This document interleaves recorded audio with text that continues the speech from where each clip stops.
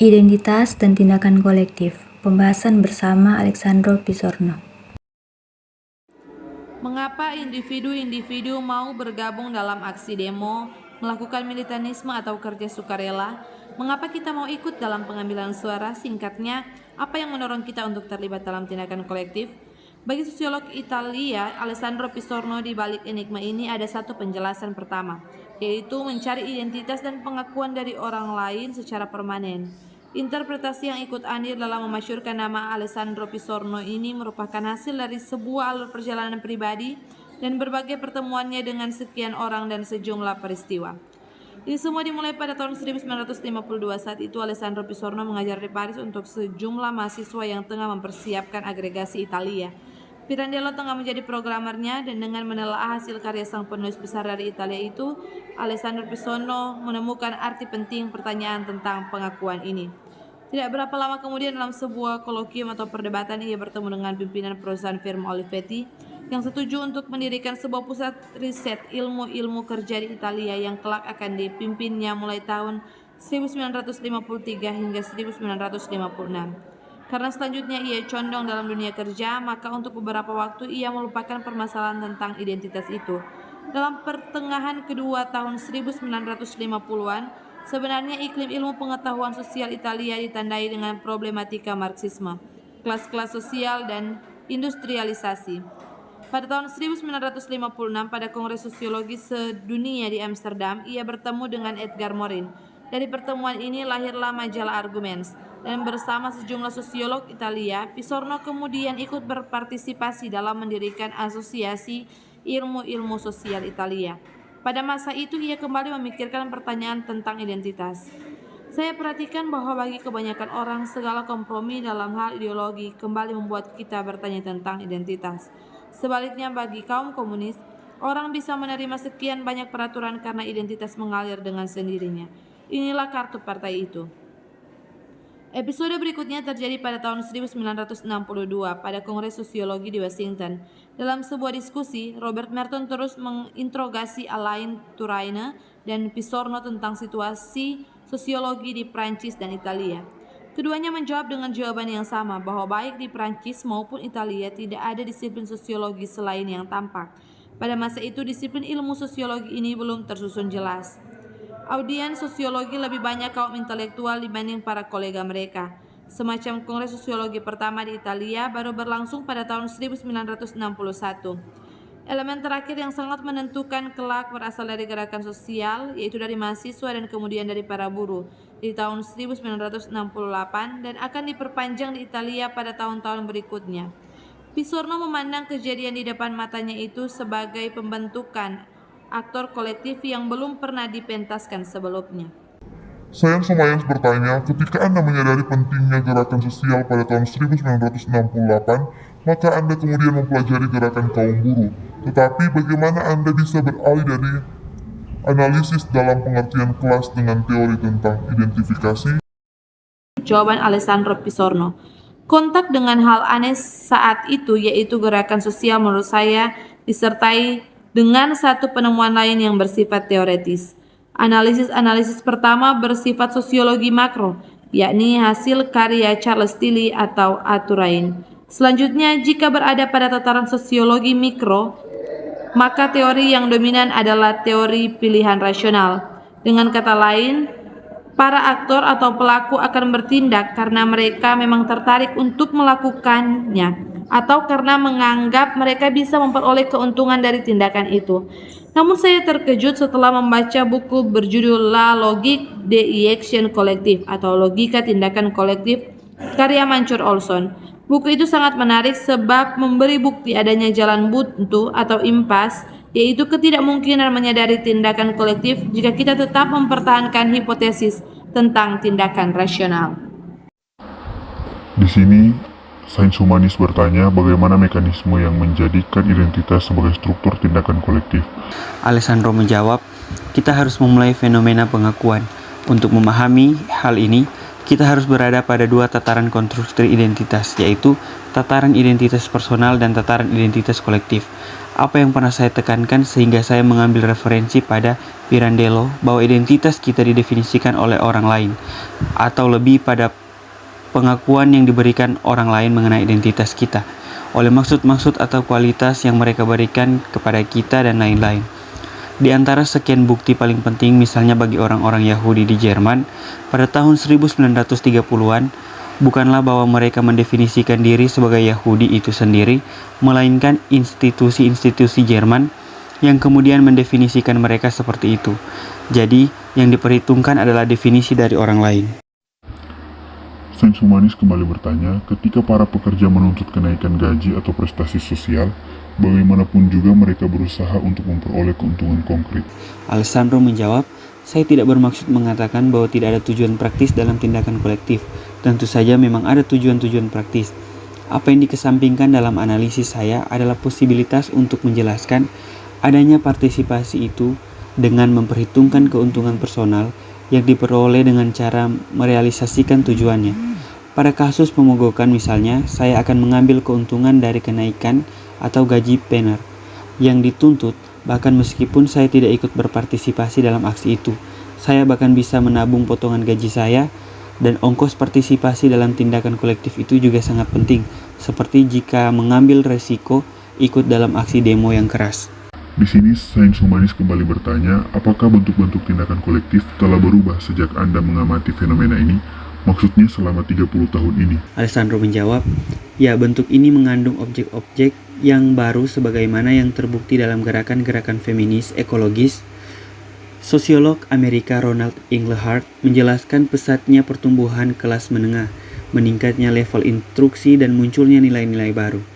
Interpretasi ini sangat menarik namun kurang mencukupi.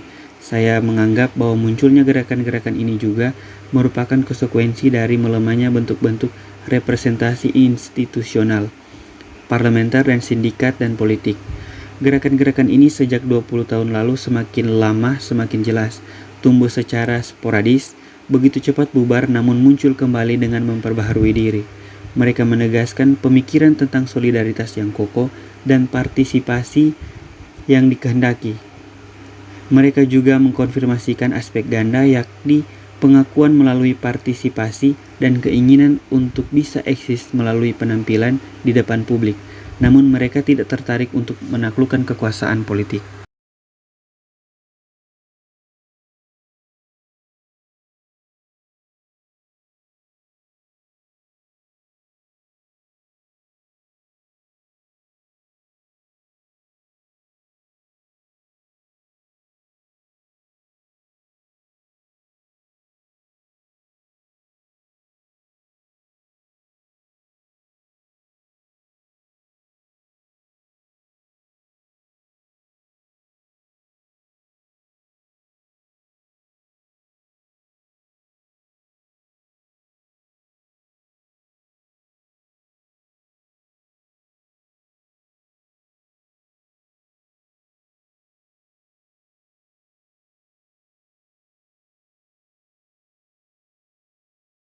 Yang kedua, sebagai jalan rahasia.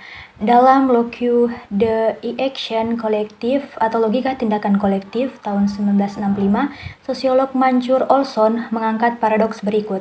Bagi seluruh individu, keterlibatannya dalam sebuah tindakan kolektif, misalnya aksi mogok, dianggap sangat mahal. Jadi ia memiliki kepentingan atau dalam makna rational choice untuk tidak berpartisipasi karena bagaimanapun juga ia akan ikut memperoleh keuntungan yang didapat karena aksi mogok itu, dan kemudian ini yang disebut strategi jalan rahasia.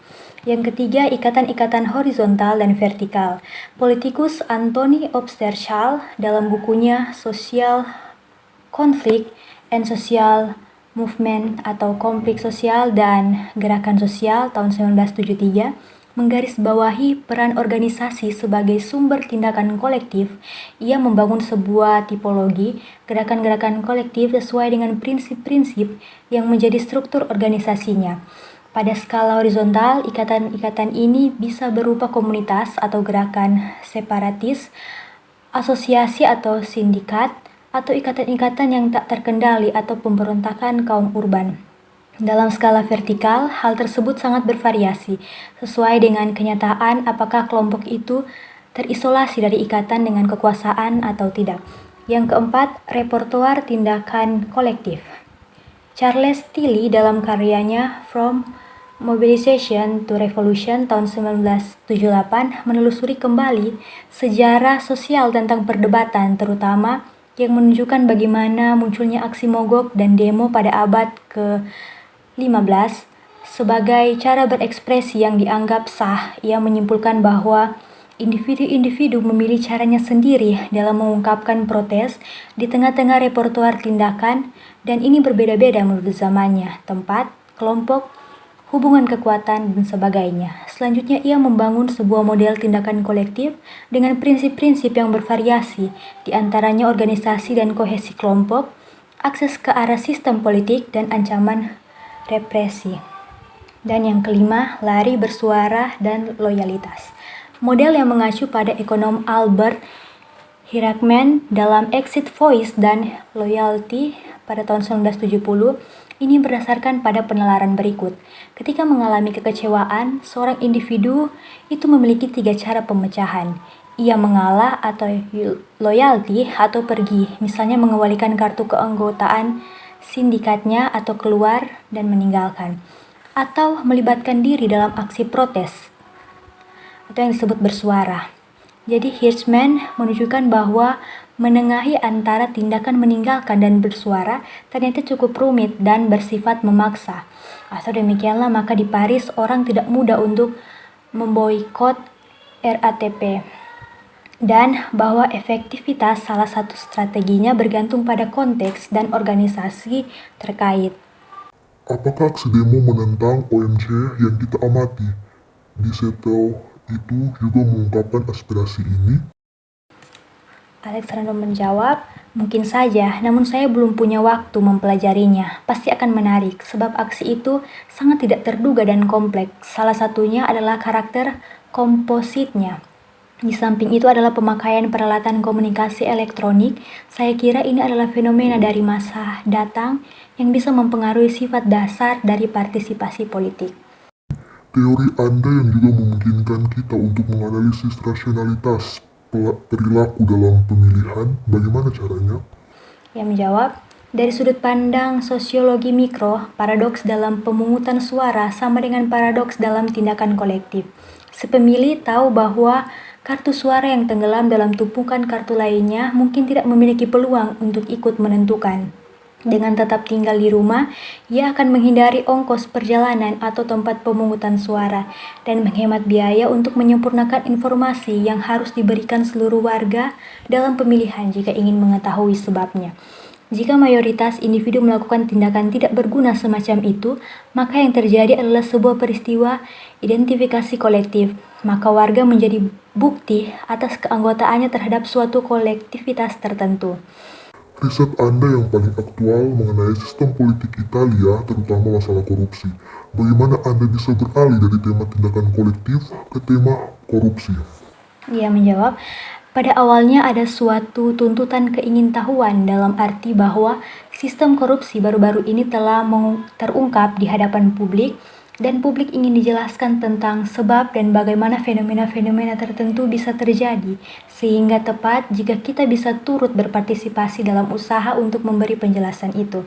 Saya mempergunakan konsep biaya moral, bahwa seseorang yang dicoba ditawari kesempatan untuk ikut berpartisipasi pada pertukaran yang bobrok, namun semakin kurang kemungkinan kesempatannya, maka semakin tinggi biaya moralnya. Bukankah milieu yang sudah rusak, terutama mafia, bagaimanapun juga merupakan kelompok dengan ikatan yang sangat bersifat komuniter dengan kode-kode kehormatan yang sangat kaku? Dan apakah di Italia tidak ada akar historis dan sosiologis yang mendukung terjadinya korupsi? Ia menjawab, saya tidak menganggapnya begitu. Di Italia, korupsi hanya berlaku pada mafia dengan cara yang sangat marginal. Di Jepang, di mana korupsinya juga sangat kuat, ternyata berbeda. Kalau di sana kemungkinan ada hubungannya dengan mafia lokal. Begitu pula di Rusia. Elemen umum dalam situasi yang mendukung terjadinya korupsi dipastikan adalah kekuatan ikatan pertemanan yang tertutup. Mengapa korupsi kelihatannya semakin meluas saat ini? Ia menjawab, Korupsi sebenarnya bukan fenomena baru, namun sejak beberapa tahun ini banyak terungkap di sejumlah negara demokratis, misalnya Italia, Prancis, Rusia, dan Jerman. Ini merupakan hasil transformasi struktural, melemahnya lembaga perwakilan dan pada saat yang sama lembaga yuridis menguat. Anda mempergunakan istilah konsosiativisme untuk mendeskripsikan sistem politik Italia. Bagaimana sistem ini berfungsi? Alessandro menjawab, konsep konsosiativisme itu menunjukkan suatu sistem perwakilan politik secara permanen yang memastikan terwakilinya beraneka komunitas yang membentuk bangsa atau pernah digunakan oleh politikus Belanda, Arendt. Di Italia mulai terjadi konsosiativisme yang tidak sempurna, yaitu antara kaum komunis dan anti-komunis. Kedua partai terpenting, Demokrat Kristen dan Komunis, berkuasa secara diam-diam untuk menghindari konflik sebagaimana diungkapkan lewat skenario di Yunani atau di Chili pada masa Togliatti. Dari kolaborasi layar pada tahun-tahun 1970-an, sistem tersebut berjalan hingga terbentuk aliansi eksplisit antara kedua partai tersebut. Ya, inilah episode kompromi yang bersejarah. Mengapa sistem konsosiativis mendukung terjadinya korupsi? Sebab semua orang memiliki kepentingan untuk diam. Kita amati bahwa di Italia banyak sosiolog yang disebut-sebut sebagai penasihat para raja. Anda sendiri pernah menjadi penanggung jawab di bagian riset dalam perusahaan Olivetti. Apakah Anda menganggap bahwa sosiolog bisa ikut memberi kontribusi terjadinya perubahan sosial? Saya kira tidak. Para politikus memiliki cara untuk mengatur kompleksitas dengan ideologi. Namun sekarang mereka telah kehilangan cara itu. Meski demikian, menurut saya, sosiolog tidak perlu menggeser ideologi itu. Karena pekerjaan sosiolog memang beda, yaitu untuk mengungkapkan perbedaan itu sendiri, mengembalikan spesifikasi dan kompleksitas sebuah situasi sosial atau suatu masa kepada masyarakat. Terima kasih.